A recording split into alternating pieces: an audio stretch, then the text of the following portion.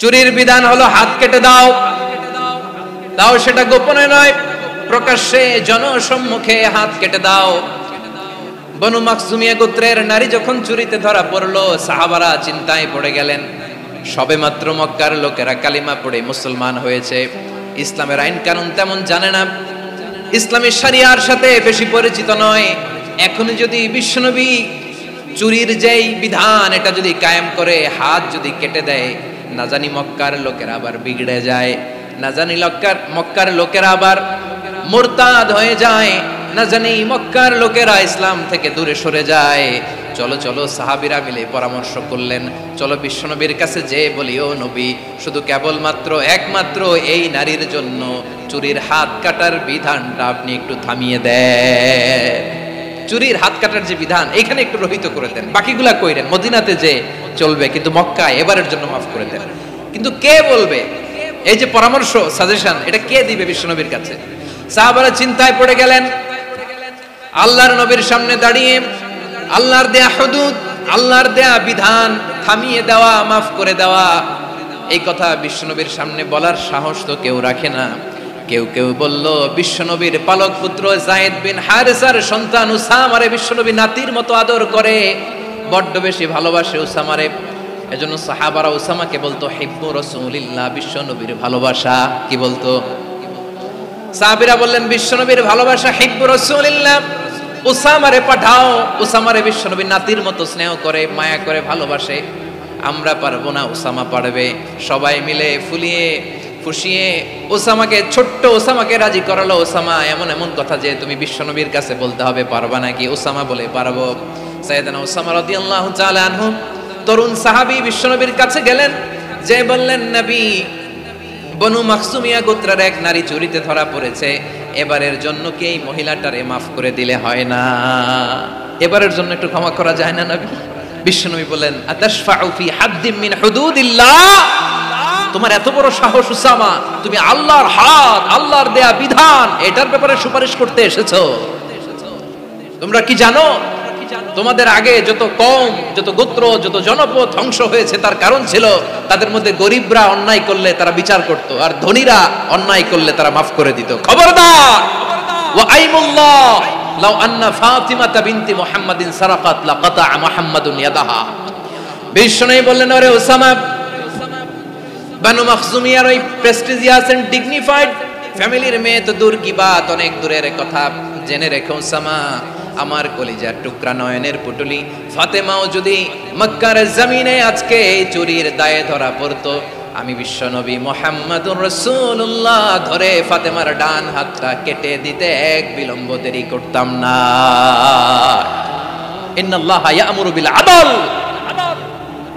আমাদেরকে জাস্টিস শিখায় পশ্চিমারা, আমাদেরকে ইনসাফ শিখায়, আমাদেরকে সুশাসন শিখায়। আর ইনসাফ, সুশাসন, ন্যায় বিচার, সুবিচার, জাস্টিস কারে বলে বিশ্বনবীর বায়োগ্রাফি থেকে জেনে নাও। এই ছিল বিশ্বনবী ইসলামের আদালতের নমুনা। আপনি যদি সাইয়েদনা ওমর ফারুকের জীবনের দিকে তাকান, এমন কঠোর, এমন বীর সেনানী ছিলেন। সাইয়েদনা ওমর ফারুক যদি রাস্তার এই মাথা দিয়ে হাঁটা শুরু করতেন, শয়তান ওমর ফারুককে দেখলে ওই রাস্তা রেখে দিয়ে অন্য রাস্তা দিয়ে হাঁটতো। সুবহানাল্লাহ। ওমর ফারুক রাদিয়াল্লাহু তাআলা আনহু কি পার্সোনালিটি ছিল, কি পার্সোনালিটি! আমাদের এলাকায় ছোট বাচ্চারা রাতে ভাত খেতে চায় না, আমার মেয়েটাও খেতে চায় না। এই এটা দিব, ওইটা দিব, আজকে মাহফিলে আসার সময় বলে দিছে লিস্ট করে এটা এটা আনতে হবে। তো ছোট্ট বাচ্চাদের অনেক বায়না থাকে, ওরা রাতে খেতে চায় না। তো মায়েরা বিভিন্ন ভয় দেখায়, এই বাঘ আসবে, বাঘ আসবে খাও, এই ভূত আসবে, ভূত আসবে খাও। আপনারা কি বলেন চট্টগ্রামে? কি আসবে? হ্যাঁ, ভূত, ভূত, ভূত আসবে, বাঘ আসবে, খাও খাও খাও, তাড়াতাড়ি খাও। তো বাচ্চারা এগুলো শুনে ভয়ে খেতে শুরু করে। মদিনার জমিনেও একই ঘটনা ঘটতো। মদিনার ছোট্ট ছোট্ট সোনামণিরা খেতে চাইতো না, তো মায়েরা বলতো, হা হুয়া ইয়াতি উমর, হা হুয়া ইয়াতি উমর, ওই যে উমর আসতেছে, উমর। ওমরে ফারুকের কথা শুনলে বাচ্চারা একেবারে ঠান্ডা। সুবহানাল্লাহ পড়বেন না? প্রভু তুমি বলেছ রাসূল দেবে না, বলনি দেবে না ওমর, বলনি দেবে না হামজা তারিক, খালিদ বিজয় সমর, প্রভু তুমি বলেছ রাসূল দেবে না, বলনি দেবে না ওমর, বলনি দেবে না হামজা তারিক, খালিদ বিজয় সমর। প্রভু তুমি বলেছ রাসূল দেবে না। আল্লাহু আকবার। ওমর ফারুক রাদিয়াল্লাহু তাআলা আনহু, ওনার কথা শুনলে গায়ের মধ্যে গুজবাম হয়, গায়ের পশমগুলো দাঁড়িয়ে যায়। সুবহানাল্লাহ বলেন। কি পার্সোনালিটি ছিল, কি ব্যক্তিত্ব ছিল। মুনাফিকরা ওমর ফারুককে জমের মতো ভয় পেতেন। শয়তান, খুদ শয়তান এই রাস্তা দিয়ে আসলে শয়তান অন্য রাস্তা দিয়ে হাঁটতো। ওমর ফারুক রাদিয়াল্লাহু তাআলা আনহুর জীবনে যদি দেখেন, তাহলে সেখানে আপনি আদালতের, ইনসাফের, সুশাসনের, জাস্টিসের নমুনা দেখতে পাবেন। কয়টা শুনবেন? সাইয়েদনা ওমর ফারুকের রাদিয়াল্লাহু তাআলা আনহুর সন্তান আব্দুর রহমান মিশরে মদ খেয়ে মদ্যপ অবস্থায় ধরা পড়েছে। মদ খাওয়ার কারণে, মদ যদি কেউ পান করে আর যদি প্রমাণিত হয়, তার বিচার হলো 80 বেত। আওয়াজ করে বলেন কয় বেত? বাংলাদেশেও তো এই আইন আছে নাকি? বাংলাদেশে আছে? হ্যাঁ, মদ খাইলে 80 বেত, এই আইন বাংলাদেশে চালু হোক। আমরা চাই কি চাই না? চাই সবাই। এজন্যই তো ইসলাম ভাল লাগে না। ইসলামকে ভাল লাগে না। ইসলামকে আউট করে রাখতে পারলেই তো এরকম বড় বড় বোতল খাওয়া যায়। একেবারে সহজ, পানির মতো সহজ হিসাব, একেবারে সহজ। ওমর ফারুক রাদিয়াল্লাহু তাআলা আনহুর ছেলে ভুল করে মদ পান করে ফেলেছিলেন। আব্দুর রহমান, ঘটনা ঘটেছে মিশরে। মিশরের গভর্নর তখন আমর ইবনুল আস রাদিয়াল্লাহু তাআলা আনহু। আব্দুর রহমানের ভাই যে গভর্নরকে বলল, গভর্নর যদি একটু দয়া করেন, খলিফার ছেলে আমার ভাই আব্দুর রহমান মদ্যপ অবস্থায় ধরা পড়েছে, জনসম্মুখে যদি আপনি বেত্রাঘাত করেন আমাদের প্রেস্টিজ থাকে না। যদি 80 বেত আপনি মারেন আমার কোনো কথা নাই, কিন্তু ঘরের ভেতরে মারেন। আব্দুর রহমানের ভাইয়ের সুপারিশ শুনে সাইয়েদনা আমর ইবনুল আস রাদিয়াল্লাহু তাআলা আনহু রাজি হয়ে গেলেন। ঘরের ভেতরে লোকচক্ষুর আড়ালে 80 বেত তিনি মানলেন। কিন্তু ঘটনাক্রমে এই কথা লুকিয়ে লুকিয়ে ঘরের ভেতরে 80 বেত মারার কথা সাইয়েদনা ওমর ফারুক মদিনা থেকে জানতে পারলেন। মদিনা থেকে তিনি ফরমান জারি করলেন, এই বিচার যেমনটি আমর ইবনুল আস আদায় করেছে, এটা প্রকৃতপক্ষে আদায় হয় নাই। আসো সবাই মদিনায় আসো, আমর ইবনুল আস মদিনায় আসো, আব্দুর রহমানও আসো, সবাই আসো। জনসম্মুখে এই বিচার কার্যকর করতে হবে। সাইয়েদনা ওমর ফারুক মসজিদে নববীর পিলারের মধ্যে নিজের ছেলেকে বাঁধলেন, আবার জনসম্মুখে 80টা বেত তার গায়ের মধ্যে মারলেন। মাজমুয়ে ফাতাওয়া ইবনে তাইমিয়া রাহিমাহুল্লাহ উনি এটা নকল করেছেন। এটা সবচেয়ে বিশুদ্ধ মত। আর অনেক মত আছে, মারা গেছে কবরের উপর, ওগুলো বাদই দিলাম। কেমন খলিফা ছিলেন, কেমন খলিফা! পশ্চিমারা তোমরা জাস্টিস আমাদেরকে শেখাও, ইনসাফ কারে বলে, সুশাসন আমাদেরকে তোমরা শেখাও। ওমর ফারুক রাদিয়াল্লাহু তাআলা ওইটাকে, ওই বিচারকে তিনি ধর্তব্য মনে করেন নাই। মদিনাতে এনে আবার জনসম্মুখে আবার 80 বেত মেরেছেন। মিশরে ওমর ফারুক রাদিয়াল্লাহু তাআলা আনহু আমর ইবনুল আসকে গভর্নর করে পাঠালেন। সেখানে আমর ইবনুল আসের ছেলে একটা প্রতিযোগিতায় রানার আপ হয়েছে। এক মিশরি সেখানে চ্যাম্পিয়ন হয়েছে। রানার আপ বুঝতে পেরেছেন তো? রানার আপ সেকেন্ড হয়েছে, এক মিশরি হয়েছে চ্যাম্পিয়ন প্রথম। কিন্তু গভর্নরের ছেলে ও জিততে পারে নাই। ও রাগে ওই মিশরির গায়ের মধ্যে কয়েকটা লাঠি দিয়ে বাড়ি মেরেছে। মিশরি যে মদিনাতে ওমর ফারুকের কাছে বিচার দিলেন, আপনার গভর্নরের ছেলে অন্যায়ভাবে আমার গায়ে হাত তুলেছে। সাইয়েদনা ওমর ফারুক আবার ফরমান জারি করলেন, আসো মদিনাতে আসো। মিশরীকে ডাকলেন। ওই মিশরের গভর্নর আমর ইবনুল আস রাদিয়াল্লাহু তাআলা আনহুকে ডাকলেন, তার ছেলেকেও ডাকলেন। সবাই বসে রইল।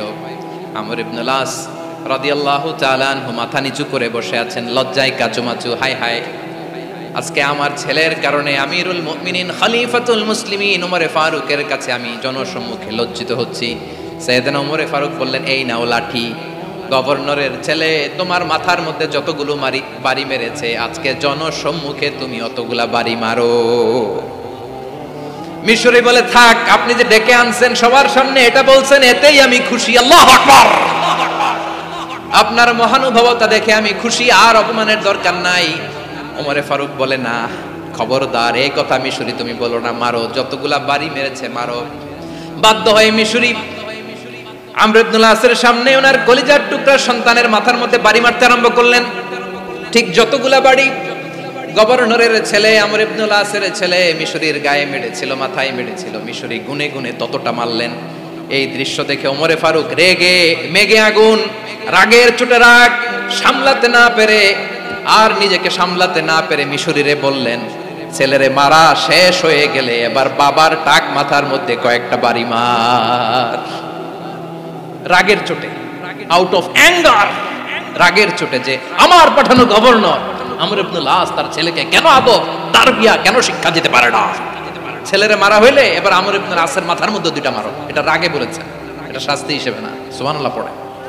তোমরা আমাদেরকে সুশাসন শিখাও, আমাদেরকে সুশাসন শিখাও।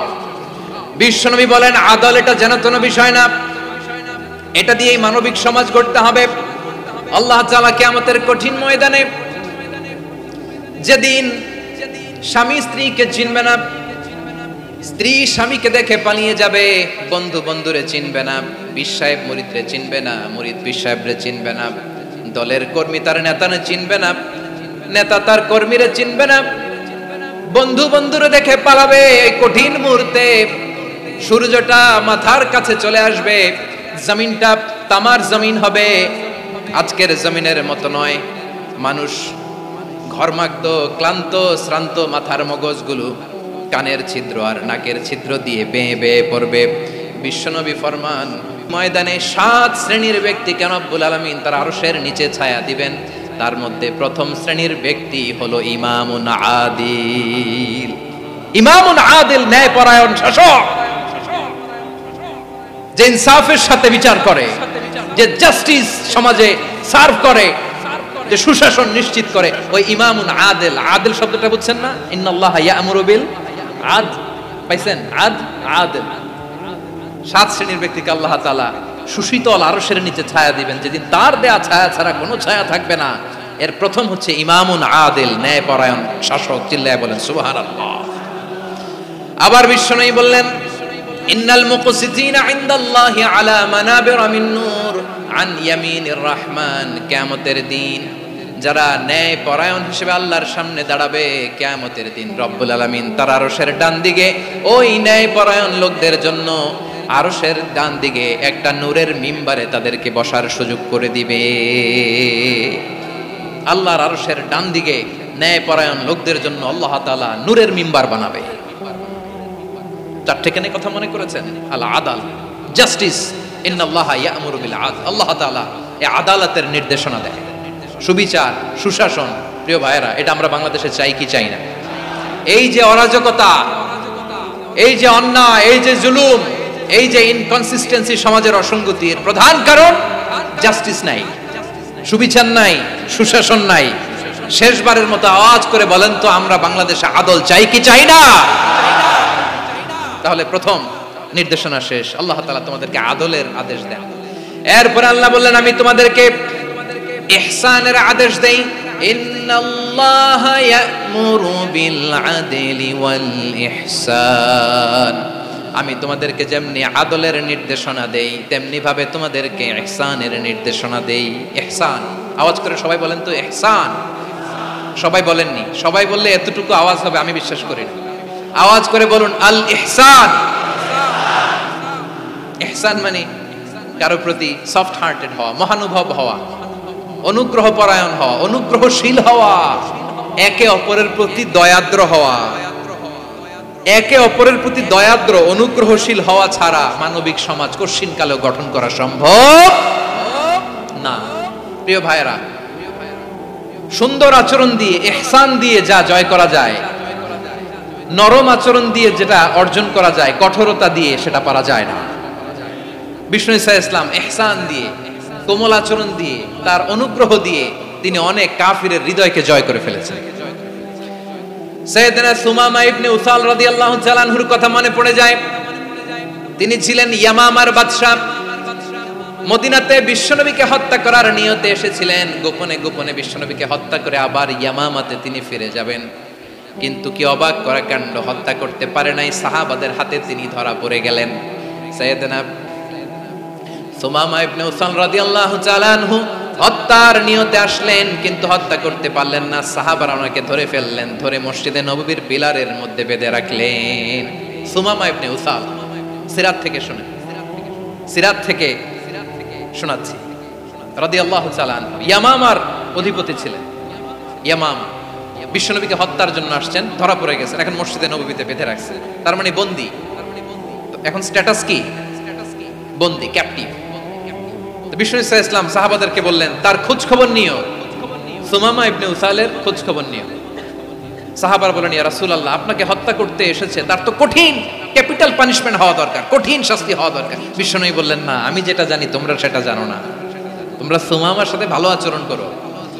বিশ্বনবী সুমামার কাছে গেলেন। প্রথম দিন যে তিনি কালেমার দাওয়াত দিলেন, ঈমানের দাওয়াত দিলেন, ইসলামের দাওয়াত দিলেন, রিসালাতের দাওয়াত দিলেন, আখিরাতের দাওয়াত দিলেন। পরের দিন যে বিশ্বনবী সালাতের দাওয়াত দিলেন, যাকাতের দাওয়াত দিলেন, ইসলাম কি, কিভাবে, কেমন করে পালন করতে হয় চমৎকার আর্টিকুলেট করতে শুরু করলেন। তন্ময় হয়ে সুমামা ইবনে উসাল রাদিয়াল্লাহু তাআলা আনহু বিশ্বনবীর কথাগুলো শুনতে আরম্ভ করলো। একদিন নয়, দুই দিন নয়, টানা 3 দিন বিশ্বনবী সুমামার কাছে ইসলামকে প্রেজেন্ট করেছেন, উপস্থাপন করেছেন। আওয়াজ করে বলেন কয় দিন? 3 দিন। 3 দিন মসজিদে নববীতে বাঁধা। আর সাহাবীদেরকে বললেন তার খোঁজ খবর নিও, তোমরা যে রুটি বানাও এর মধ্যে সবচেয়ে ভালো আটার রুটিটা তারে দিও, সবচেয়ে রিফাইন্ড খেজুর যেটা পিওর খেজুর এটা তারে দিও। আর বিশ্বনবী নিজের উট থেকে দুধ দহন করে ওনার বাড়ির এক কর্মচারীকে বলেছেন দুধ দহন করে সুমামার জন্য নিয়ে যেও। সুবহানাল্লাহ পড়বেন না? সবাই তো অবাক, ইয়ামামা থেকে আসছে নবীকে হত্যা করতে, বিশ্বনবী দেখে তারে জামাই আদর করে, তাকে মজার মজার খাবার দিও, দুধ দিও, আদর আপ্যায়ন করো। একদিন নয়, 2 দিন নয়, টানা 3 দিন বিশ্বনবী এভাবে সুমামার কাছে যে ইসলামকে প্রেজেন্ট করতে আরম্ভ করলেন, ইসলামকে উপস্থাপন করতে শুরু করলেন, আর তাকে চমৎকার এন্টারটেইনমেন্ট আপ্যায়ন দিতে আরম্ভ করলেন। টানা 3 দিন যখন ইসলামের দ্য বিউটিজ অফ ইসলাম, ইসলামের সুমহান বাণী সৌন্দর্য তার কাছে উপস্থাপন শেষ, তাকে আপ্যায়ন শেষ, বিশ্বনবী বললেন সাহাবাদেরকে যাও এবার সুমামার হাতের পায়ের রশি দুটো খুলে দাও। সাহাবারা বললেন ইয়া রাসূলুল্লাহ কি বলেন আপনি, ও তো হত্যাকারী, সুযোগ পায় নাই, আপনারে মারতে পারে নাই, ছেড়ে দিলে আবার ও আপনার উপর তলোয়ার নিয়ে ঝাঁপিয়ে পড়বে, নবী এই সিদ্ধান্ত আপনি নিতে যাবেন না। বিশ্বনবী বললেন যেটা বলেছি সেটা করো, সুমামার রশিগুলো ছেড়ে দাও, সুমামার হাতে পায়ের রশিগুলো যে তোমরা খুলে দাও। সাহাবারা তর্ক জুড়ে দিলেন লা ইয়া রাসূলুল্লাহ এমনটা করবেন না, তো ভয়ঙ্কর ভয়ঙ্কর খুনি, কি জানি কি হয়ে যায়। বিশ্বনবী বললেন না, তার হাতে পায়ের রশিগুলো খুলে দাও। সাহাবারা বিশ্বনবীর কথা মতো তার হাতে পায়ের রশিগুলো খুলে দিল।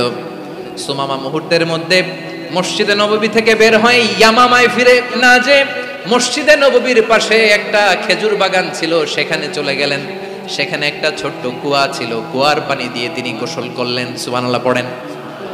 কুয়ার পানি দিয়ে গোসল করে মসজিদে নববীর সামনে এসে বিশ্বনবী এবং সাহাবাদের সামনে দাঁড়িয়ে সাব্বাবা উঁচু করে বললেন আশহাদু আল্লা ইলাহা ইল্লাল্লাহ ওয়া আশহাদু আন্না মুহাম্মাদান আবদুহু ওয়া রাসূলুহু।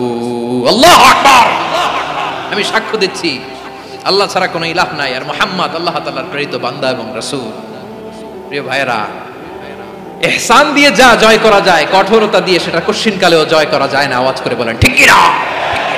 এবার সুমামা দাঁড়িয়ে বলে ওগো নবী, আমি তো কালিমা পড়ে মুসলমান হয়ে গেলাম, এবার শোনেন, এই মুহূর্তের আগে আপনার চেহারার চাইতে নিকৃষ্ট কোনো চেহারা আমার কাছে ছিল না, কিন্তু শাহাদা পাঠ করার পরে আপনার চেহারার চাইতে উত্তম শ্রেষ্ঠ কোনো চেহারা আমার কাছে আর নাই।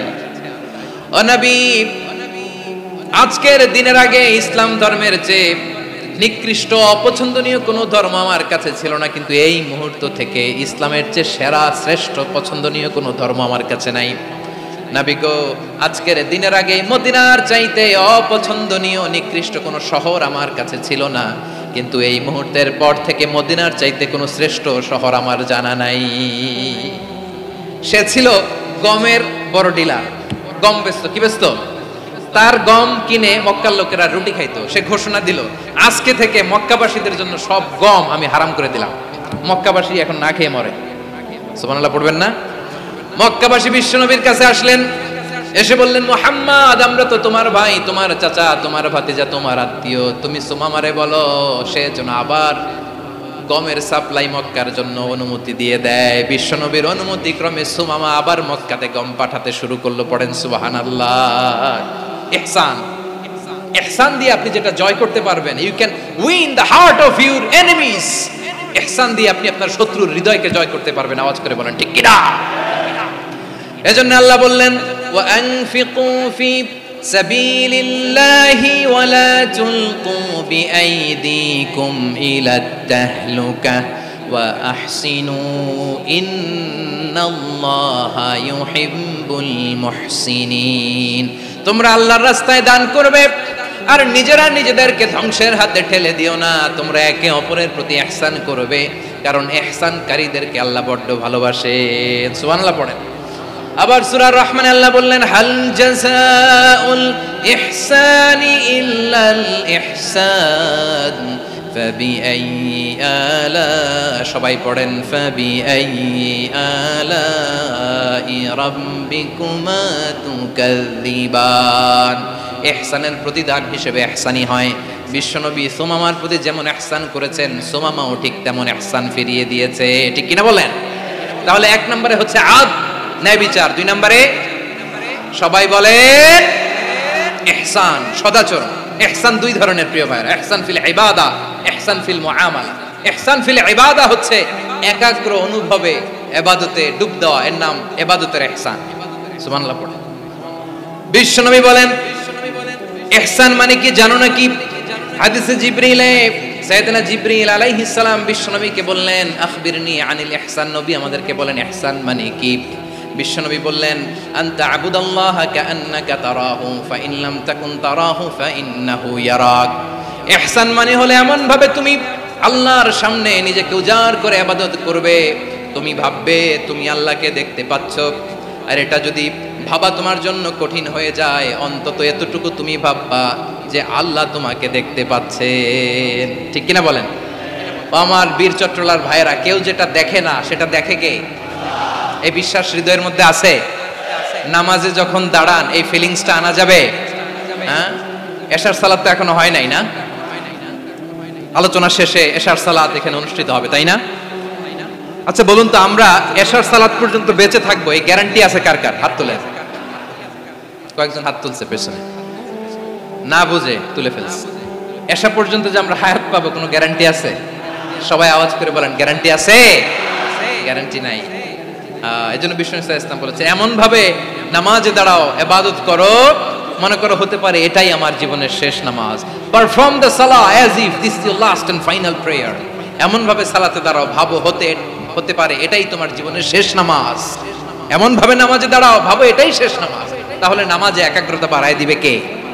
ফলে ইবাদতের ইহসান আমাদের অর্জিত হবে। আর মুআমালাতে ইহসান হলো,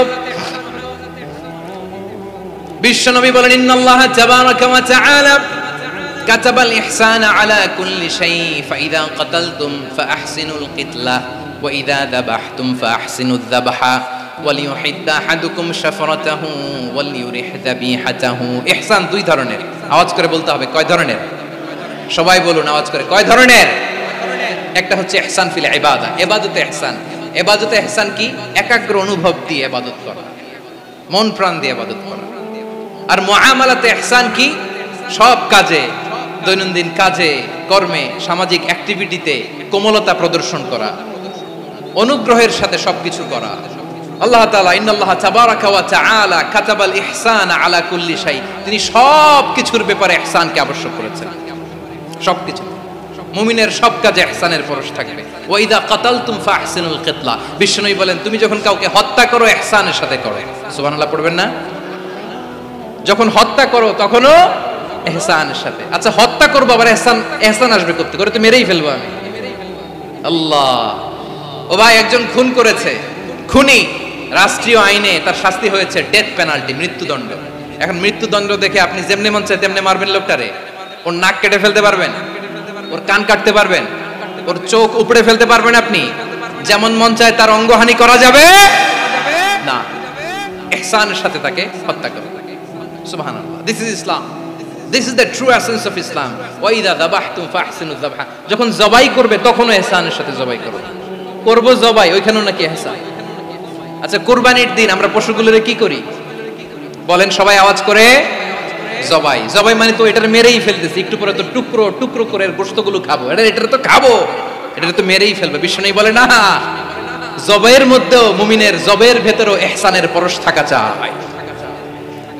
যখন জবাই করবে প্রাণীটাকে হাত পা টাইট করে বেঁধে নাও, ছুরিটাকে শার্পেন করে নাও, ধারালো করে নাও, যাতে অল্প সময়ে জবাইটা হয়ে যায়, প্রাণীটা যাতে কম কষ্ট পায়। সুবহানাল্লাহ পড়ে। দিস ইজ কল্ড ইহসান। ইহসান আল্লাহ তাআলা যেমনি আদলের আদেশ করেছেন, ন্যায় বিচার জাস্টিস এনশিওর করতে বলেছেন, সমাজে ইহসানের ব্যবহার, ইহসানের অনুশীলন তিনি করতে বলেছেন। এজন্য মুমিনের প্রতিটি কাজে, আমার চট্টগ্রামের ভাইরা আমার দিকে তাকান, খেয়াল করে শুনুন, মুমিন জীবনের প্রতিটি কাজে ইহসানের পরশ থাকা চাই।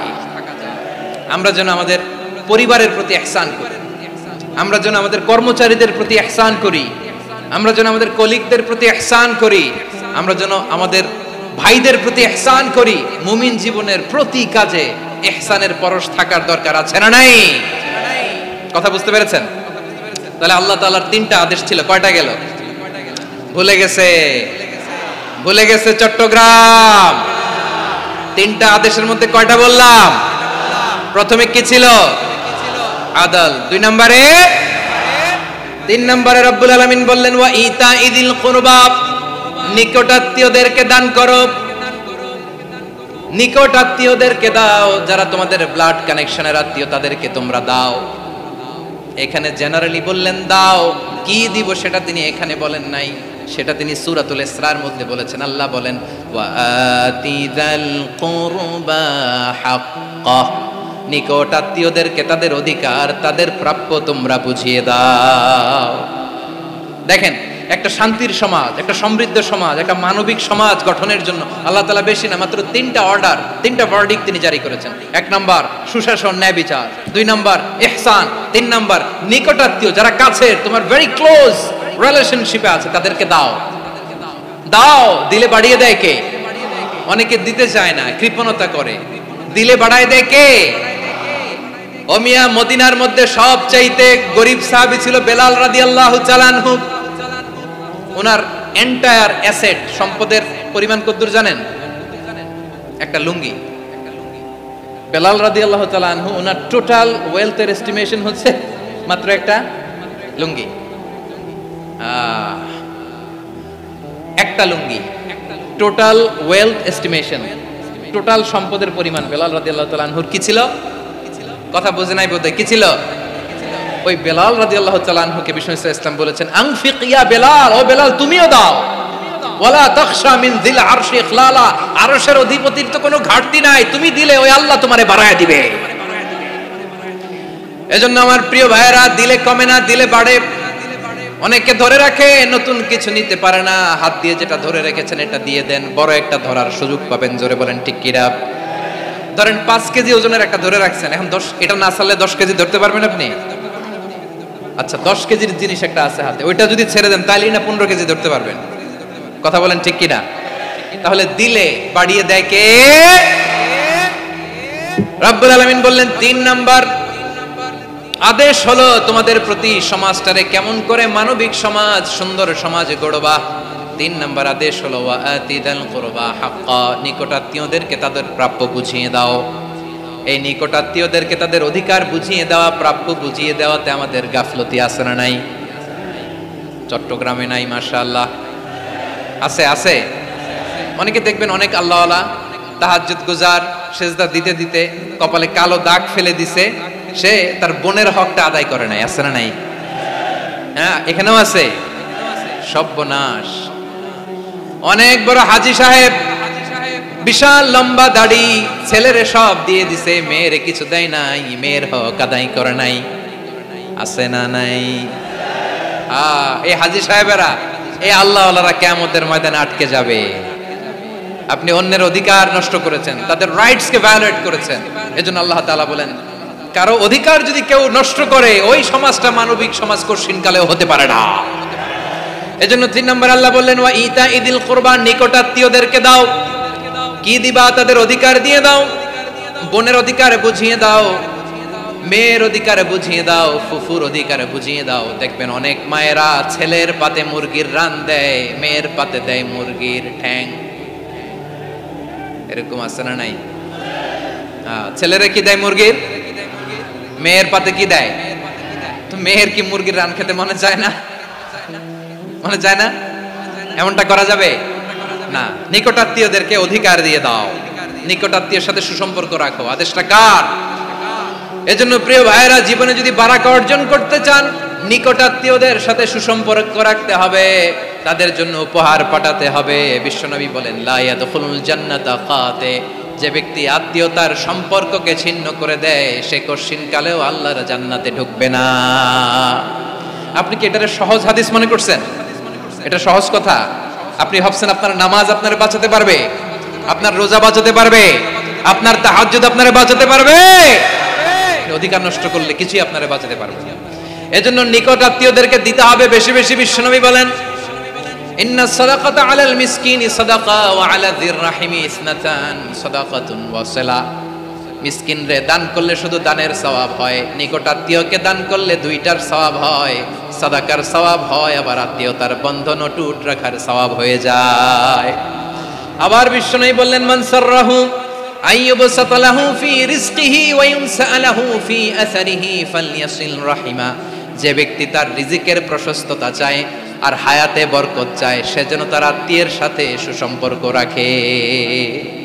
আমার প্রিয় চট্টলার ভাইয়েরা, আমাদের রিজিকে, আমাদের রিজিক বাড়ুক, এটা আমরা চাই কি চাই না? সবাই চান? হ্যাঁ, আমাদের রিজিকে প্রশস্ততা আসুক, চাই কি চাই না?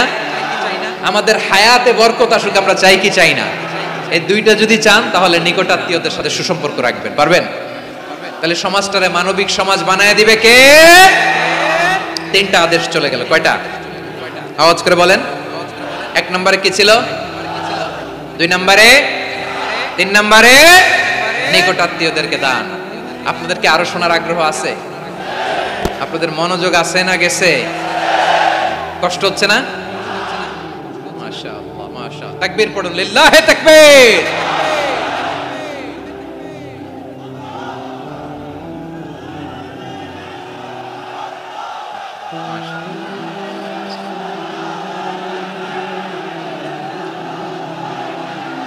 আমার প্রিয় ভাইয়েরা, আল্লাহ তাআলা তিনটা জিনিসের যেমনি আদেশ করেছেন, অনুরূপভাবে তিনটা বিষয় তিনি বারণ করেছেন, নিষেধ করেছেন। ওগুলোর কাছেও যাওয়া যাবে। শুনবেন, শুনবেন। রাব্বুল আলামিন বলেন, ওয়ায়ানহা আনিল ফাহশাই ওয়াল মুনকারি ওয়াল বাগি। আমি যেমনি তিনটি বিষয় আদেশ করলাম, অনুরূপভাবে তিনটি বিষয়ে বারণ করলাম, নিষেধ করলাম। আমার এক নাম্বার নিষেধাজ্ঞা হলো অশ্লীলতার প্রতি। ফাহশা, ওয়ায়ানহা আনিল ফাহশা। আল্লাহ তাআলা অশ্লীলতাকে নিষেধ করেছেন। কোন জিনিসকে? সবাই বলুন, কোন জিনিসকে? যত ধরনের, যত টাইপের, যত ক্যাটাগরির অশ্লীলতা হতে পারে, সব অশ্লীলতাকে হারাম করেছেন কে? ফাহশা মানে কি? কথায়, কাজে, আচরণে, কমেন্ট, ফেসবুকের কমেন্টসে যত ধরনের নোংরামো আছে, যত ধরনের অশ্লীলতা আছে, এটাকে আরবিতে বলে ফাহশা। এটাকে কি বলে? রাব্বুল আলামিন বলেন, কুল ইন্নামা হাররামা রাব্বিয়াল ফাওয়াহিশা মা যাহারা মিনহা ওয়া মা বাতান। ও নবী, আপনি বলে দেন, আমার রব প্রকাশ্য, অপ্রকাশ্য, স্পষ্ট কিংবা অস্পষ্ট, দৃশ্যমান কিংবা অদৃশ্যমান সব অশ্লীলতাকে হারাম করেছেন। সব ধরনের অশ্লীলতা হারাম, সব ধরনের। আল্লাহ তাআলা আমাদেরকে অশ্লীলতা থেকে বাঁচান, অশ্লীলতা থেকে তিনি আমাদেরকে হেফাজত করুক। পড়েন আমিন। এবার বলেন, আমাদের সমাজে অশ্লীলতা আছে না নাই? চট্টগ্রামে নাই? আমি কই নাই, ওনারা বলে আছে। দেখছেন, আমি সামহাও বাঁচায় দেওয়ার ট্রাই করতেছি, আমি সামহাও বাঁচায় দেওয়ার ট্রাই করতেছি, ওনারা বলে আছে। অশ্লীলতা নানা ভাবে, নানা নামে, নানা মোড়কে আমাদের সমাজে আছে না নাই? সংস্কৃতির নামে, ফ্যাশনের নামে, বিনোদনের নামে, উপন্যাসের নামে, কনসার্টের নামে অশ্লীলতা আছে না নাই? আপনি দেখেছেন কনসার্টগুলোর অবস্থা? এই যে আতিফ আসলাম যে আসছে আমাদের দেশে, তারপর কে কে আসছে, আমাদের তরুণ তরুণীরা, আমাদের যুবক যুবতীরা, আমাদের জেনজিরা, কি অবস্থা ওইখানে, হ্যাঁ কি অবস্থা? কে বাঁচাবে ওদের? কে রক্ষা করবে ওদের ইমানের, ওদের চরিত্রের হেফাজতের গ্যারান্টি কে দিবে? কনসার্টের নামে অশ্লীলতা আছে না নাই? ছেলে মেয়ে একে অপরকে জড়ায় ধরতেছে, একে অপরকে চুমো খাচ্ছে প্রকাশ্যে, দিবালোকে, গণমানুষের সামনে। আল্লাহ তাআলা এই অশ্লীলতা থেকে আমাদেরকে বেঁচে থাকতে বলেছেন, বেঁচে থাকতে বলেছেন। রূপালী জগতের নামে অশ্লীলতা আছে না নাই?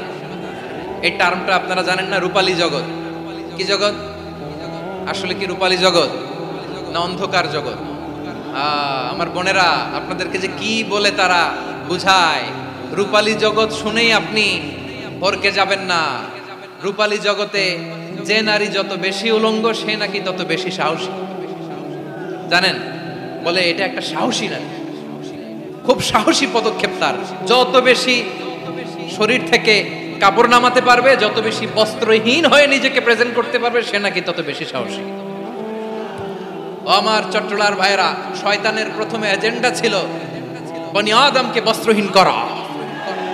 সে আদম এবং হাওয়া আলাইহিস সালামকে নিষিদ্ধ গাছের ফল খাইয়ে তাদেরকে বস্ত্রহীন করেছে।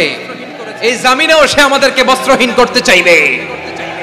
এই রূপালী জগতের নামে তারা এটা করে। আমার প্রিয় বোনেরা, আপনি জানেন না আপনার দাম কত। ওরা আপনাদেরকে বিজ্ঞাপনের সস্তা পণ্য বানাতে চায়। ওরা আপনাদেরকে ওদের ভোগের লিপসার টুলস বানাতে চায়। ওরা আপনাদেরকে দিয়ে ওদের খায়েশ পূরণ করতে চায়। এটা আপনাদের জন্য মোটেও ডিগনিটি নয়, এটা আপনাদের জন্য সম্মান নয়। আপনার সম্মান শালীনতায়, আপনার সম্মান হেজাবে, আপনার সম্মান ভদ্রতায়, আপনার সম্মান আপনার ডিসেন্ট পোশাকে। পোশাক বলে দেয় এই নারীটা ভদ্র না অভদ্র। পোশাক বলে দেয় এই মেয়েটা কোন ঘরের মেয়ে। আওয়াজ করে বলেন ঠিক কিনা? আপনি জানেন না, আপনারা সস্তা পণ্য বানায়, ভোগের পণ্য, বিলবোর্ডে আপনাকে উলঙ্গ করে উপস্থাপন করে। এই অশ্লীলতার সাথে ইসলামের কোনো সম্পর্ক। এজন্য আল্লাহ বলেন, আমি অশ্লীলতাকে হারাম করেছি। অশ্লীলতাকে হারাম করার প্রথম কারণ হলো এর মাধ্যমে মানবতাকে অপমানিত করা হয়। কারণ মানুষের সম্মান মানুষের পোশাকে। মানুষ যখন পোশাকহীন হয়ে যায়, বস্ত্রহীন হয়ে যায়, তার সম্মান কমে যায়, ঠিক কিনা? অশ্লীলতাকে হারাম করার প্রথম কারণ হচ্ছে মানুষ মানুষকে অপমান করে। একটা নারী, সে তো সম্মানিত। নারী যে কত সম্মানিত, নারীরা এটা বুঝেই নাই। বিশ্বনবী বলেন, আদ-দুনিয়া কুল্লুহা মাতা ওয়া খায়রু মাতা'আদ দুনিয়াল মারআতুস সালিহা। আমার বোনেরা, 5টা প্যান্ডেলে আপনারা এলইডিতে আমার আলোচনা শুনছেন, আমি জানি। আপনাদের এই গর্ভ যে কত দামি আপনি জানেন না। আপনার পেট থেকেই আসবে আগামী দিনের সালাহুদ্দিন আল আইয়ুবী। আপনার পেট থেকেই আসবে অনাগত দিনের ইমাম মাহদী আল মুনতাযর। আপনার পেট থেকেই আসবে অনাগত দিনের ফয়সাল, ওয়াসিম, মুগ্ধ, আবু সাইদের মতো বীর যোদ্ধা।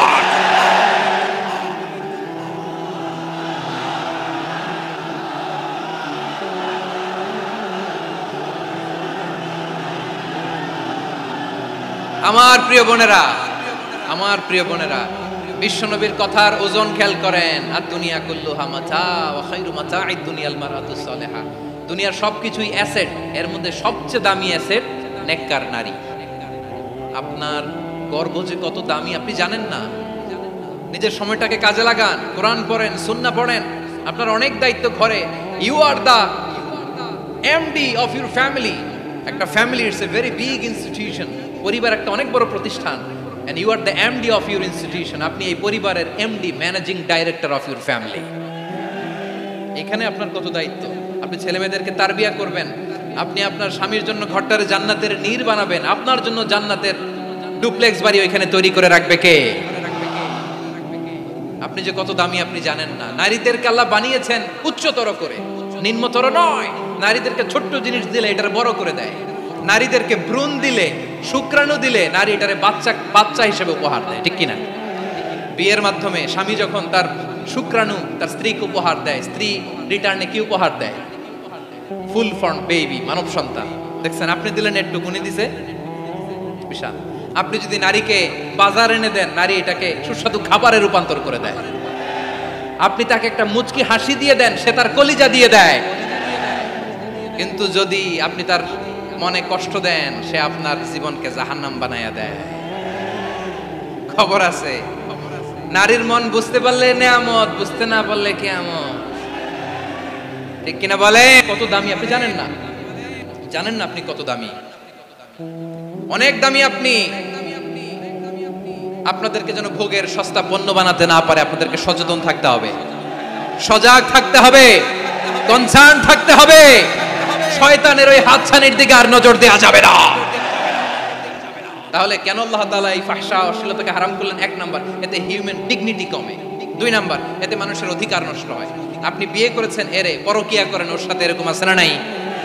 স্ত্রীর অধিকার নষ্ট করেছেন। আপনি বিবাহ সম্পর্কে আবদ্ধ হয়েছেন তার সাথে, আপনি পরকিয়া করেন ওই ছেলের সাথে, আপনি আপনার হাজবেন্ডের সাথে বিট্রে করেছেন। এজন্য আল্লাহ অশ্লীলতাকে হারাম করেছেন। অশ্লীলতাকে হারাম করার আরেকটা কারণ হচ্ছে আল্লাহ তাআলা এই হিউম্যান জেনারেশনকে এটাকে প্রিজার্ভ করতে চায়। হিফজুন নাসল, এটা মাকাসিদুশ শরিয়ার অনেক গুরুত্বপূর্ণ একটা মাকাসিদ, অনেক গুরুত্বপূর্ণ।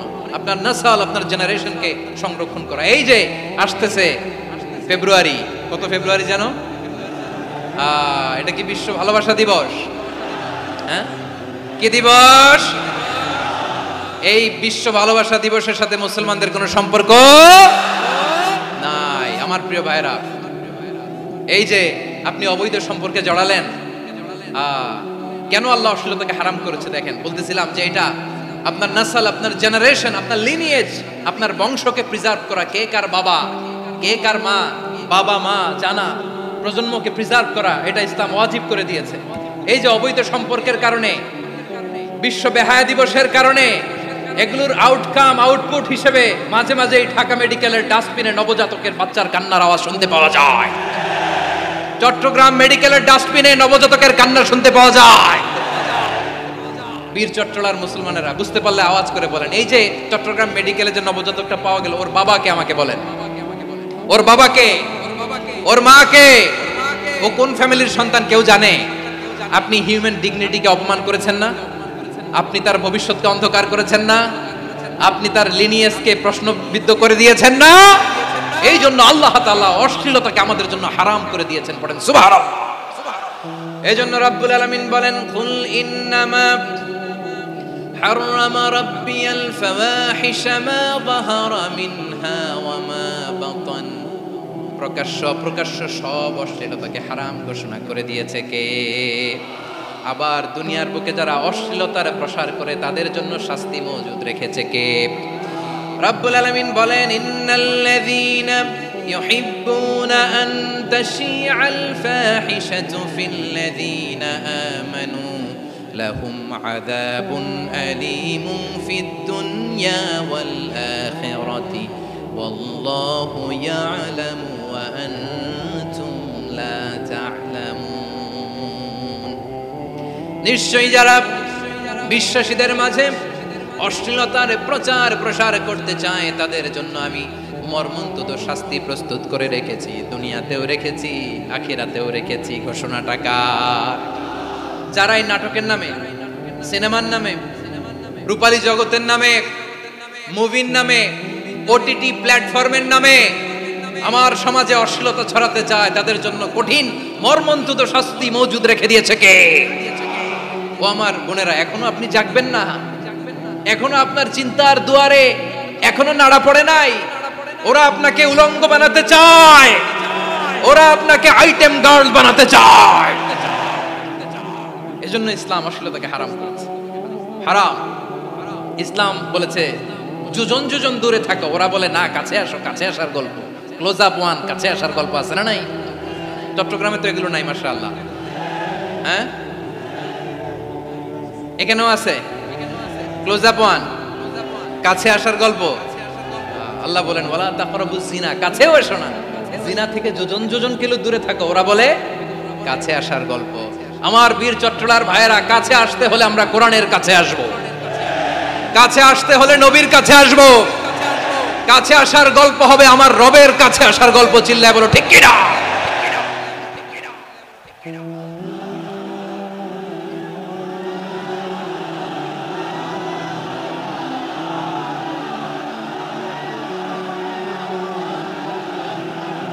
বসুন বসুন আমার ভাইরা। তাহলে অশ্লীলতার সাথে আমাদের কোনো সম্পর্ক, সবাই বলতে পারেননি, আওয়াজ করে বলুন, অশ্লীলতার সাথে আমাদের কোনো সম্পর্ক। আমরা এই সমস্ত ক্লোজ আপ ওয়ান, কাছে আসার গল্পের প্রোগ্রামে যাব, আমরা কোন ধরনের অশ্লীল কন্টেন্ট সোশ্যাল মিডিয়ায় টিভিতে দেখব। কি যুগ যে আমরা কাটাচ্ছি আপনি কল্পনা করতে পারবেন না। পর্ন ইন্ডাস্ট্রি, নারী পুরুষের বস্ত্রহীন যুগল দৃশ্য, এটাকে দিয়ে ওরা কোটি ডলারের ইন্ডাস্ট্রি বানিয়েছে। পুরো মানব ইতিহাসে এরকম জঘন্য সময় মানব ইতিহাস পার করে নাই। পর্ন এটা ইন্ডাস্ট্রি হয়ে গেছে। আমাদের এই যুবকগুলো, জেনজিগুলো, ওদের চরিত্র বাঁচাবে কি করে, কেমন করে হেফাজত করবে ওদের এই মূল্যবান চরিত্র? আমার প্রিয় ভাইরা, এই অশ্লীলতার দ্য লেটেস্ট ভার্সন হচ্ছে LGBTQ, শরীফ থেকে শরীফা। শুনছেন আপনারা? দেখতে পুরুষ, আসলেই পুরুষ, সুস্থ একজন পুরুষ, 4 সন্তানের বাবা, বলে আমি মনে মনে নারী। দেখতে নারী, সুস্থ নারী, আসলেই সে দিব্যি একজন নারী, বলে আমি মনে মনে পুরুষ। সবচেয়ে ভয়ঙ্কর অশ্লীলতার সবচাইতে লেটেস্ট ভার্সন হচ্ছে এই ট্রান্সজেন্ডারিজম। সুস্থ পুরুষ তার বায়োলজিক্যাল গ্রোথকে হরমোন দিয়ে স্টপ করে দিয়ে সে সার্জারি করে নারী হতে চায়, সুস্থ নারী পুরুষ হতে চায়। পুরুষ পুরুষের প্রতি সেক্সুয়ালি আকর্ষণ বোধ করে, এটা লূত আলাইহিস সালামের কওমের মধ্যে ছিল। এটাকে আল্লাহ কোরআনে ফাহিশা বলেছেন। ওয়ালুতান ইয ক্বালা লিকওমিহি আতাতুনাল ফাহিশাতা মা সাবাকাকুম বিহা মিন আহাদিম মিনাল আলামিন। লূত আলাইহিস সালাম বললেন, তোমরা কি এমন এক অশ্লীল কার্যক্রমে ডুব দিলে নাকি যেটা গোটা বিশ্বের কেউ কখনো করে নাই, তোমরাই প্রথম করেছো। পড়েন নাউযুবিল্লাহ। এই পশ্চিমের এই রোগ আমার দেশে যেন আসতে না পারে, আমাদের সজাগ থাকতে হবে। প্রিয় ভাইরা, চিল্লায় বলেন ঠিক কিনা? পশ্চিমের অবস্থা ভয়ঙ্কর। পাশ্চাত্যে, আমি যুক্তরাষ্ট্রে ছিলাম অনেকদিন, কয়েক মাস, বিভিন্ন স্টেটে ঘুরেছি। গার্ডিয়ানরা উদ্বিগ্ন, ছেলে মেয়েদেরকে, ছোট্ট ছেলে মেয়ে, ওদেরকে জিজ্ঞেস করে, তুমি how do you feel right now inside yourself, তুমি ভিতরে ভিতরে কেমন ফিল করো, তোমার কি ছেলে ছেলে লাগে না মেয়ে মেয়ে লাগে? আচ্ছা বলেন, এই ছোট্ট বাচ্চাটাও কি এগুলো জেন্ডার অ্যাসাইনমেন্ট বলতে এগুলো কিছু বুঝে? এইভাবে মিসগাইড করা হচ্ছে। কৌতূহল বশত ছোট্ট ছেলে যদি বলে আমার তো মেয়ে মেয়ে লাগে, তখন বলে যে না তুমি মেয়ে, ছেলে না। মা বাবা বাধা দিলে ওকে আলাদা গভর্নমেন্ট হাউসে নিয়ে যাবে। ভয়ঙ্করতম অবস্থা। আমরা একটা সময় শুনতাম, হুজুর আমার ছেলেটা খুব ভালো, হাফেজে কোরআন, আল্লাহওয়ালা। হুজুর আমার ছেলে দাড়ি রাখছে, আল্লাহওয়ালা। হুজুর আমার ছেলে 5 ওয়াক্ত সালাত জামাতের সাথে পড়ে, তার মানে আল্লাহওয়ালা। পশ্চিমে যে আমি কি শুনছি জানেন? ওরা বলে, হুজুর আমার ছেলেটা ইউনিভার্সিটির একটা মেয়ের সাথে প্রেম করে, ও খুব আল্লাহওয়ালা, হুজুর দোয়া করবেন। এর কারণ ওদের কাছে আল্লাহওয়ালার ক্রাইটেরিয়া হচ্ছে, হুজুর আমার ছেলেটা আরেক ছেলের পছন্দ করে নাই, আমার মেয়েটা আরেক মেয়েকে ভালোবাসে নাই, এজন্য আমার ছেলেটা আল্লাহওয়ালা, হুজুর ওর জন্য একটু দোয়া করে দিয়েন। কি চ্যালেঞ্জ ওরা ফেস করতেছে। ওনার ছেলে যে আরেক ছেলেরে বিয়ে করবে না, এটাতেই উনি খুশি যে আলহামদুলিল্লাহ আমার ছেলেটা একটা মেয়েরে ভালোবাসে, আমার মেয়েটা একটা ছেলেরে ভালোবাসে, মানে এটা খুব আল্লাহওয়ালা। নাউজুবিল্লাহ পড়তে পারলেন না? এজন্য অশ্লীলতার সাথে আমাদের কোনো সম্পর্ক। রব্বুল আলামিন বলেন, ওয়ায়ানহা আনিল ফাহশাই ওয়াল মুনকারি ওয়াল বাগি, 3টা জিনিসকে আমি নিষিদ্ধ করলাম। 1 নাম্বার হলো ফাহশা, অশ্লীলতা। 2 নম্বরে হলো মুনকার, সমস্ত মন্দ কাজ। আপনাদের মনোযোগ আছে না? শেষ করে দিব? আর 2-1 মিনিট শুনবেন? আচ্ছা বলি তাহলে, আর 2-1 মিনিট। তাহলে নিষেধাজ্ঞা জারি করেছেন 3টা জিনিসের উপর। 1 নাম্বার কি? ফাহশা, অশ্লীলতা। 2 নাম্বার মুনকার।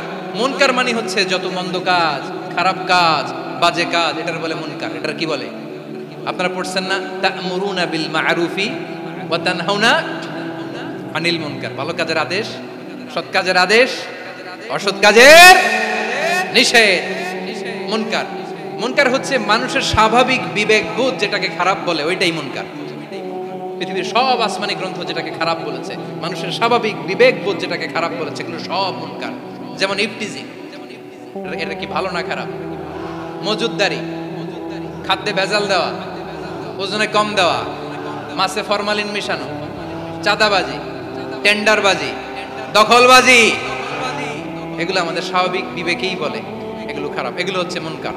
আল্লাহ তাআলা এই মুনকার থেকে আমাদেরকে বেঁচে থাকতে বলেন, আর শয়তান এই মুনকারের প্রতি আমাদেরকে উদ্বুদ্ধ করে। আল্লাহ তাআলা বললেন, ইয়া আইয়ুহাল্লাযীনা আমানু লা তাত্তাবিউ খুতুওয়াতিশ শাইতান ফাইন ওয়া মান ইয়াত্তাবি' খুতুওয়াতিশ শাইতানি ফাইন্নাহু ইয়া'মুরু বিল ফাহশাই ওয়াল মুনকার। আল্লাহ বললেন, আমার গোলামেরা শোনো শোনো, ও আমার বিশ্বাসী বান্দারা খবরদার, তোমরা কশিনকালেও শয়তানের পদাঙ্ক অনুসরণ করবে না, কারণ শয়তান তোমাদেরকে অশ্লীলতা এবং মন্দ কাজের দিকে উদ্বুদ্ধ করে। আমাদের কাজ হচ্ছে শয়তান আমাদেরকে যেদিকে নিতে চায় আমরা তার উল্টা দিকে যাব, ঠিক কিনা বলে? শয়তান এই মন্দ কাজকে আমাদের কাছে বিউটিফাই করে চাকচিক্যময় করে আমাদের সামনে উপস্থাপন করে। এজন্য আল্লাহ বলেন মুনকারকে থামাতে হবে, মুনকার প্রতিরোধ করতে হবে। মুনকার প্রতিরোধের দায়িত্ব শুধু আমাদের নাকি? শুধু আপনার খতিব সাহেবের, ইমাম সাহেবের, নাকি মুসলিম উম্মার সবার? আওয়াজ করে বলুন, মুনকার অসৎ কাজ প্রতিরোধের দায়িত্ব কার? রাব্বুল আলামিন বলেন, কুনতুম খায়রা উম্মাতিন উখরিজাত লিন-নাসি তা'মুরুনা বিল মা'রুফি ওয়া তানহাউনা আনিল মুনকার।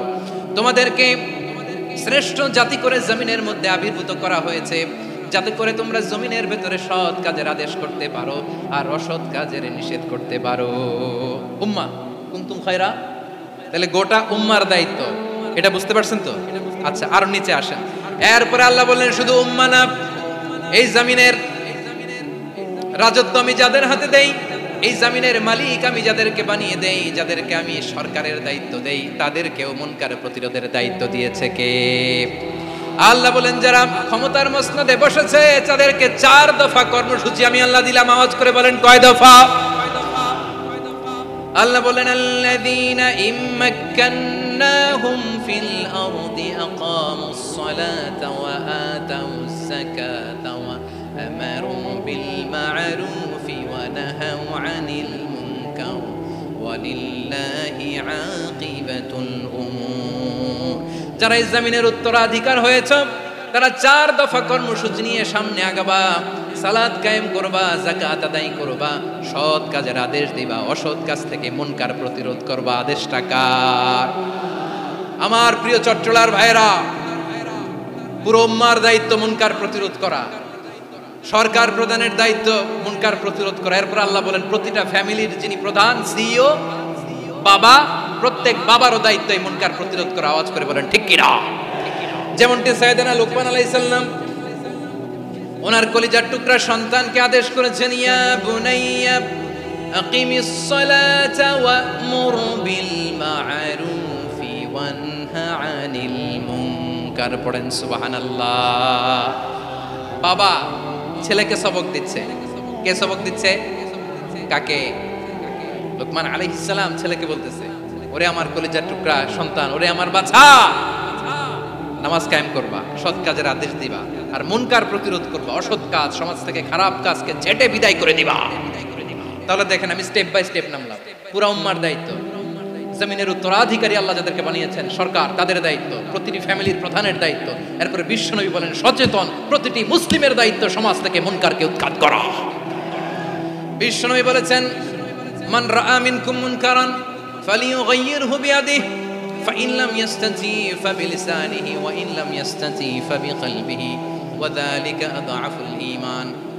সমাজে যে মুনকার দেখবে, খারাপ কাজ দেখবে, সে যেন হাত দিয়ে সেটাকে থামায়। কি দিয়ে? আপনাদের তো হাত নাই না? হাত আছে, হাত আছে। ওরা যেই হাত দিয়ে অন্যায় করে ওটা প্রতিরোধের জন্য আমাদেরও হাত আছে না নাই?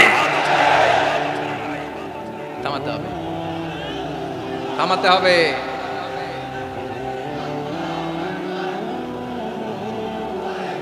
বসুন আমার প্রিয় ভাইয়েরা, ওরা ওদের যেই হাত দিয়ে টেন্ডারবাজি করে, চাঁদাবাজি করে, ইফটিজিং করে, দখলবাজি করে, যেই হাত দিয়ে, ওই মুনকার থামায় দেওয়ার জন্য আল্লাহর দেয়া আমাদেরও 2টি হাত আছে না নাই?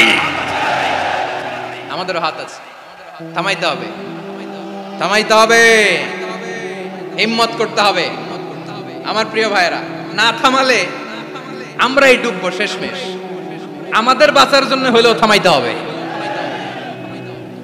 রব্বুল আলামিন বলেন, ওয়াত্তাকু ফিতনাতাল লা তুসিবান্নাল্লাযীনা যালামু মিনকুম খাসসা।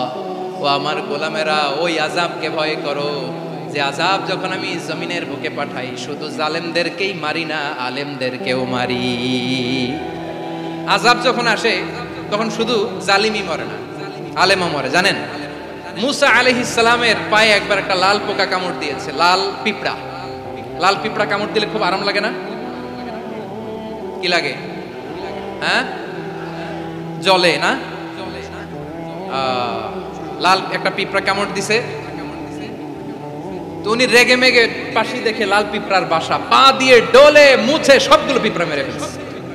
এই ঘটনাটা আল্লাহ ঘটিয়েছেন। এজন্য মুসা আলাইহিস সালাম ছিলেন কালিমুল্লাহ, সরাসরি আল্লাহর সাথে কথা বলতেন। তিনি আল্লাহকে জিজ্ঞেস করেছিলেন, আল্লাহ তুমি যখন কোনো জনপদে আযাব পাঠাও, শাস্তি দাও, ওখানকার শুধু জালেমরাই তো মরে না, ভালো মানুষগুলাও মরে, তো আযাব দিবা মুশরিকদের উপর দিবা, অবাধ্যদের উপর দিবা, ভালো মানুষগুলারে মারো কেন?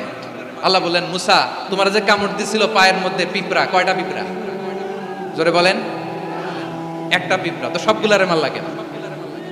রেগে মেগে পুরো পিঁপড়ার বাসা ভেঙে মেসাকার করলা কেন?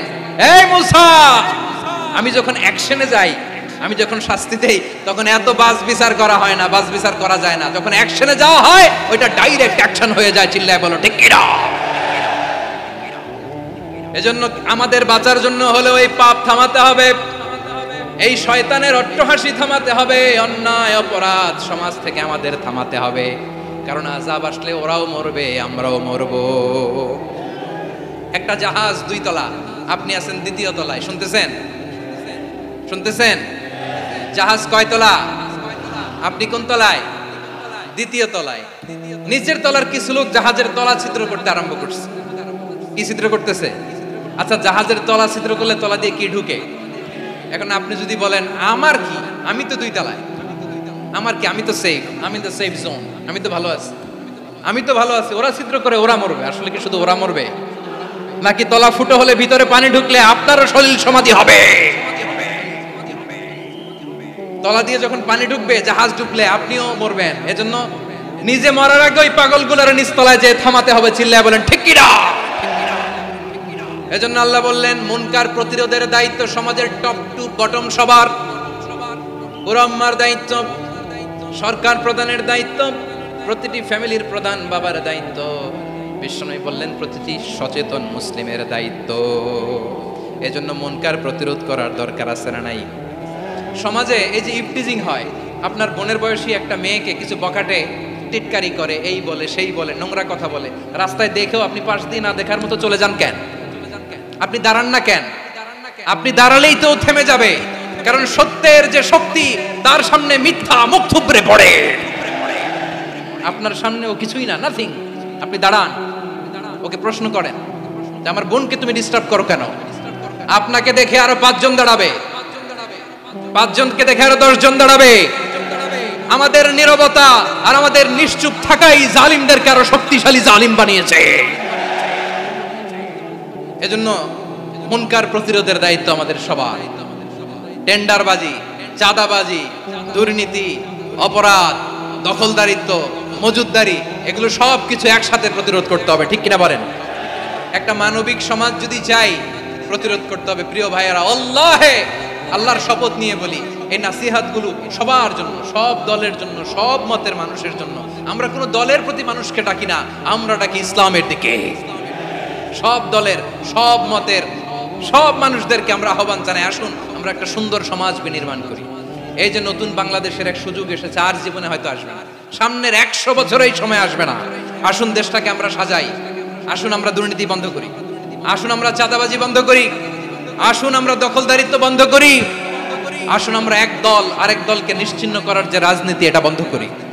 সব দলের প্রতি আমার আহ্বান। আমি কিছুদিন আগে একটা নিউজ দেখলাম, ওই যে লন্ডনে বসে জনাব তারেক রহমান সাহেবকে আমি ধন্যবাদ দিতে চাই। উনি সংবাদ শোনা মাত্রই ওনার দলের অনেক চাঁদাবাজকে উনি বহিষ্কার করেছেন। I do appreciate. প্রতিটি দলের এরকম ইনিশিয়েটিভ নেওয়ার দরকার আছে না নাই? যে কোনো দলের যে কোনো দলে এই প্র্যাকটিসটা থাকার দরকার আছে না নাই? চাঁদাবাজদের সাথে আপনারা নিজেদেরকে মুক্ত ঘোষণা করবেন যে এরা আমার দলের কর্মী হতে পারে না। আমরা চাঁদাবাজ মুক্ত বাংলাদেশ চাই, জুলুম মুক্ত বাংলাদেশ চাই, ফ্যাসিজম মুক্ত বাংলাদেশ চাই, গুণ খুন খারাপি মুক্ত বাংলাদেশ চাই। আমরা নতুন ভোরের বাংলাদেশ চাই। ওই বাংলাদেশ পাওয়ার জন্য মুনকার প্রতিরোধে, অন্যায় প্রতিরোধে যদি বাঘের বাচ্চার মতো, আবু সাইদের মতো দুই হাত উঁচু করে বুককে টান টান করে প্রসারিত করে দাঁড়াতে হয়, রাজি আছো মুসলমান? কারা কারা রাজি? আল্লাহকে হাত দেখিয়ে প্রতিজ্ঞা করো।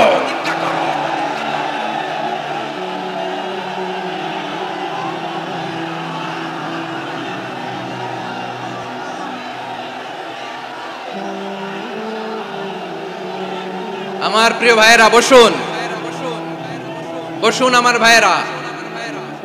রাব্বুল আলামিন বলেন ওয়ায়ানহা আনিল ফাহশাই ওয়াল মুনকারি ওয়াল বাগি ইয়াইদুকুম লাআল্লাকুম তাযাক্কারুন। বসুন। আল্লাহ বললেন আমি অশ্লীলতাকে নিষেধ করি, আমি সব ধরনের মন্দ কাজকে নিষিদ্ধ করি, সব শেষে আমি সীমা লঙ্ঘনকে তোমাদের জন্য নিষিদ্ধ করি। আলোচনা মনে আছে তো না ভুলে গেছেন? নিষিদ্ধ করেছেন কয়টা জিনিস? 1 নম্বরে অশ্লীলতা, 2 নম্বরে মুনকার তথা সব মন্দ কাজ, 3 নম্বরে আল বাগি সীমা লঙ্ঘন, ক্রসিং দ্য লিমিট। সীমা লঙ্ঘন করা ভালো না। We all should know our limits. চিল্লায় বলেন ঠিক কিনা? একই আয়াতে আল্লাহ বললেন কুল ইন্নামা حرم ربي الفواحش ما ظهر منها وما بطن والإثم والبغي بغير الحق। অন্যায় ভাবে যে অবাধ্য হয়, যে সীমা লঙ্ঘন করে, তাদেরকেও আমি এটা হারাম করে দিলাম। সীমা লঙ্ঘন করা হারাম, সীমা লঙ্ঘন করা হারাম। আল্লাহ বারবার বারবার আমাদেরকে ওয়ার্নিং দেয়। যখন আমরা থামি না তখন আল্লাহ ধরে, আর যখন ধরে তখন ছাড়ে না। ধরে ধরে ধরে না, ধরলে আল্লাহ ফেরাউনকে কিন্তু হুট করে ধরে নাই। আপনারা জানেন 9 বার ওয়ার্নিং দিয়েছে ফেরাউনকে। আল্লাহ তাআলা ওয়ার্নিং দিয়েছিল কয়বার? বীর চট্টলার বীর সেনানীরা আওয়াজ করে বলেন ফেরাউনকে ধরার আগে ওয়ার্নিং দেওয়া হয়েছিল কয়টা? রব্বুল আলামিন বলেন ওয়ালাকাদ আতাইনা মূসা 9 আয়াতিন বাইয়িনাত। 9টা মুআজিজা দেখিয়েছি। 1 2 3 বারবার এইভাবে রিমাইন্ডার, ওইভাবে রিমাইন্ডার, এইভাবে নাসিহাত, ওইভাবে দাওয়া। ফাকুলা লাহু কাওলান লাইকিনা, নরম করে বলো, সফট করে বলো, যত ওয়ে হতে পারে দাওয়া মেথডোলজি। মুসা আলাইহিস সালামের সব অ্যাপ্লাই শেষ। 10ম বারে যে আল্লাহ ধরছে, 10ম বারে যে ধরেছে। এজন্য আল্লাহ বলেন আমি সীমা লঙ্ঘনকে পছন্দ করি না। কোরআনের অন্য আয়াতে বাগীকে বলা হয়েছে আল ইতিদা। সীমা লঙ্ঘন যারা করে তাদেরকে আল্লাহ বলেছেন মুতাদিন। وقاتلوا في سبيل الله الذين يقاتلونكم ولا تعتدوا إن الله لا يحب المعتدين। আমি সীমা লঙ্ঘনকারীদেরকে কঠিনকালেও পছন্দ করি না। আমরা যেন সীমা লঙ্ঘন না করি। রাজি আছেন তো? যে কোনো ক্ষেত্রে ইবাদতে যেন সীমা লঙ্ঘন না করি। অনেকে আমরা ইবাদতে সীমা লঙ্ঘন করে ফেলি। বিশ্বনবী সাল্লাল্লাহু আলাইহি ওয়াসাল্লাম যেটা শিখিয়েছেন এর বাইরে যে অতিরিক্ত বুজুর্গ হতে চায়, এরকম আছে না নাই? করা যাবে না, কোনো ক্ষেত্রেই সীমা লঙ্ঘন করা যাবে, এমনকি যুদ্ধ ক্ষেত্রেও না। বিষ্ণু ইসলাম বলেন খবরদার যুদ্ধ ক্ষেত্রেও সীমা লঙ্ঘন করো না। কি সুন্দর ইসলাম আমরা পেয়েছি। বিশ্বনবী বলেন খবরদার যুদ্ধের ময়দানে কোনো নারীর গায়ে হাত তোলো না, কোনো শিশুর গায়ে হাত তোলো না, কোনো গবাদি পশু হত্যা করো না, কোনো শস্য ক্ষেত্র ধ্বংস করো না, ইবাদতরত অন্য ধর্মের কোনো সন্ন্যাসীর গায়ে হাত তোলো না। বলেন সুবহানাল্লাহ। তাহলে আমরা সীমা লঙ্ঘন করতে পারবো? প্রিয় ভাইরা, একটা সুখী, সমৃদ্ধ, শান্তির সমাজ, মানবিক সমাজ যদি আমরা গঠন করতে চাই, আমাদের আল্লাহর দেয়া কয়টা আদেশ মানতে হবে বলেন দেখি? সবাই বলেন কয়টা? আর বেঁচে থাকতে হবে কয়টা জিনিস থেকে? আওয়াজ করে বলেন কয়টা? আচ্ছা, আদেশ নাম্বার 1 কি ছিল বলেন? আল্লাহর আদেশ কি? 1 নাম্বার আদাল, ন্যায়পরায়ণতা। আমরা সুবিচার, সুশাসন, ন্যায় বিচার চাই কি চাই না? 2 নম্বরে কি ছিল? মাশাআল্লাহ, আওয়াজ করে বলেন 2 নম্বরে কি ছিল? ইহসান। আমরা যেন সবার প্রতি দয়া পরবশ হই, ইহসান করি। 3 নম্বরে কি ছিল? নিকটাত্মীয়দের দান করা, তাদের অধিকার প্রাপ্য বুঝিয়ে দেওয়া। পাশাপাশি 3টা জিনিস থেকে আল্লাহ বারণ করেছেন, নিষেধ করেছেন। তার প্রথমটা ফাহশা, অশ্লীলতা। অশ্লীলতার সাথে আমাদের কোনো সম্পর্ক। আজকের এই ঐতিহাসিক চট্টগ্রামের প্যারেড ময়দান থেকে আমরা যত ধরনের মা তাহারা মিনহা মা বাতান, প্রকাশ্য অপ্রকাশ্য, দৃশ্যমান অদৃশ্যমান সব অশ্লীলতা থেকে নিজেদেরকে মুক্ত ঘোষণা করলাম। অশ্লীলতাকে আমরা না বলে দিলাম। আওয়াজ করে সবাই বলুন নো। অশ্লীলতার সাথে আমাদের কোনো সম্পর্ক। 2 নম্বর নিষেধাজ্ঞা কি ছিল? আল মুনকার, সমাজের যত মন্দ কাজ এগুলোকে আমরা প্রতিরোধ করব। রাজি আছেন তো সবাই? 3 নম্বরে আল বাগি, সীমালঙ্ঘন। কোন মুসলিম সীমালঙ্ঘন করে না, এমনকি যুদ্ধক্ষেত্রেও না। আওয়াজ করে বলেন ঠিক কিনা? রাব্বুল আলামিন শেষে বললেন ইয়াইদুকুম লাআল্লাকুম তাযাক্কারুন, আল্লাহ তোমাদেরকে উপদেশ দেন যাতে তোমরা শিক্ষা গ্রহণ করো। আমরা উপদেশ দেব, আমরা জোর করে কাউকে কিছু মানাতে চাই না। লা ইকরাহা ফিদ্দিন ওয়া যাক্কির ফাইন্না যিকরা তানফাউল মুমিনিন। উপদেশ দিলে এটা মুমিনদের কাজে দেয়। লাস্তা আলাইহিম বিমুসাইতির ইন্নামা আনতা মুযাক্কির। নবী হে, আপনি রিমাইন্ডার দাতা, আপনি উপদেশ দিবেন। আমরাও বিশ্বনবীর এই হাদিসগুলো থেকে, কোরআনের আয়াত থেকে রিমাইন্ডার, এই কথামালা বাণীবাহক হিসেবে এই বাণীগুলো আপনাদের সাথে কাছে পৌঁছে দিলাম। আমরা আল্লাহ তাআলার কাছে প্রার্থনা করি, আল্লাহ আমরা যেন আদল দিয়ে আমাদের সমাজকে গঠন করতে পারি। আল্লাহ আমরা যেন ইহসান করতে পারি, আমরা যেন নিকটাত্মীয়দের দান করতে পারি। আল্লাহ যত ধরনের অশ্লীলতা, অনাচার, মন্দ কাজ, সীমালঙ্ঘন, অবাধ্যতা থেকে যেন আমরা বেঁচে থাকতে পারি। আল্লাহ তাআলা আমাদের সবাইকে কথাগুলো বোঝার ও আমল করার তৌফিক দান করুক।